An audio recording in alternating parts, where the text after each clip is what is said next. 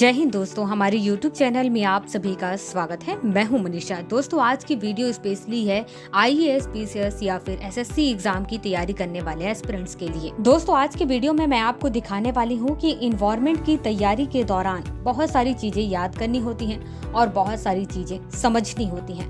आपको याद करने वाली जो चीजें हैं उनको एक चार्ट के माध्यम से तैयार करना होगा और जो समझने वाली चीजें हैं वो तो आप पढ़ते पढ़ते समझेंगे ही। तो चलिए आज के इस वीडियो में मैं आपको दिखाती हूँ कि एक चार्ट को किस तरीके से तैयार किया जाता है, साथ में आप उसे किस तरीके से पढ़ेंगे ताकि आप बेहतरीन तरीके से समझ पाएंगे। अगर आप उसे खुद से तैयार करना चाहते हैं तो तैयार कर सकते हैं, अगर आप खरीदना चाहते हैं तो खरीद सकते हैं। दोस्तों, जैसा कि सामने आप देख रहे होंगे चार्ट को किस तरीके से पैक किया गया है। आपको बताना चाहूंगी कि ये प्लस प्रमेश की वेबसाइट की तरफ से पैक किया गया है ताकि चार्ट बिल्कुल भी खराब नहीं हो और बहुत अच्छे से आप तक ये पहुँचे। तो चलिए जल्दी से मैं इसे खोल करके आप सभी को दिखाती हूँ कि आखिर इस चार्ट में क्या क्या जानकारी है। आपको बताना चाहूंगी कि ये हिंदी और इंग्लिश दोनों ही लैंग्वेज में उपलब्ध है। हिंदी वाले हिंदी मंगा सकते हैं और इंग्लिश वाले इंग्लिश लैंग्वेज में मंगवा सकते हैं। आपको पहले दिखाती हूँ कि हिंदी लैंग्वेज में क्या क्या चीजें हैं। जैसा कि आप सामने देख रहे हैं कि हिंदी लैंग्वेज में जो इन्वायरमेंट की इंफॉर्मेशन है किस तरीके से चार्ट में ऐड की गई है।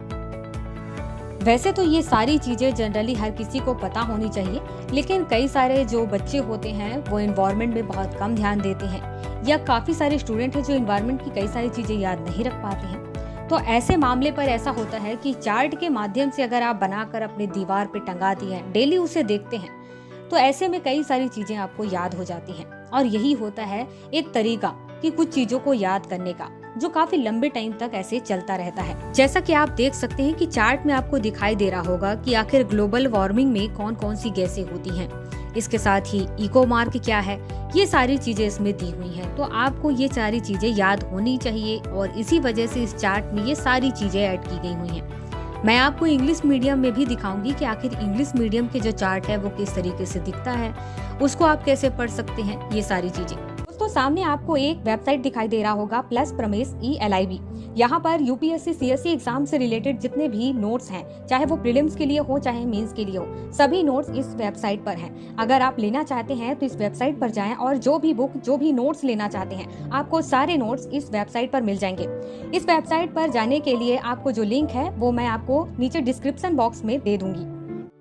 अब जैसा कि आप देख रहे हैं कि ये है सामने जो चार्ट है वो इंग्लिश मीडियम वालों के लिए है। आपको बताना चाहूंगी कि इंग्लिश मीडियम वालों में जो इन्फॉर्मेशन दी गई है वही हिंदी मीडियम में भी है।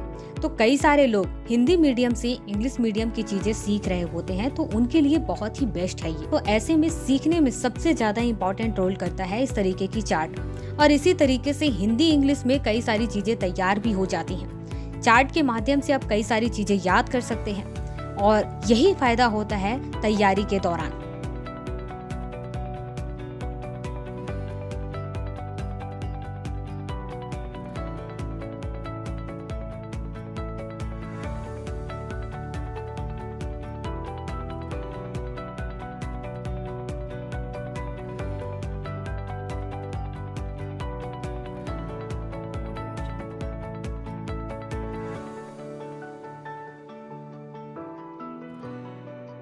दोस्तों, आज की ये वीडियो आपको कैसी लगी हमें लाइक या कमेंट के माध्यम से जरूर बताएं। अगर आप हमारे चैनल पर नए हैं तो आप हमारे चैनल को सब्सक्राइब कर सकते हैं।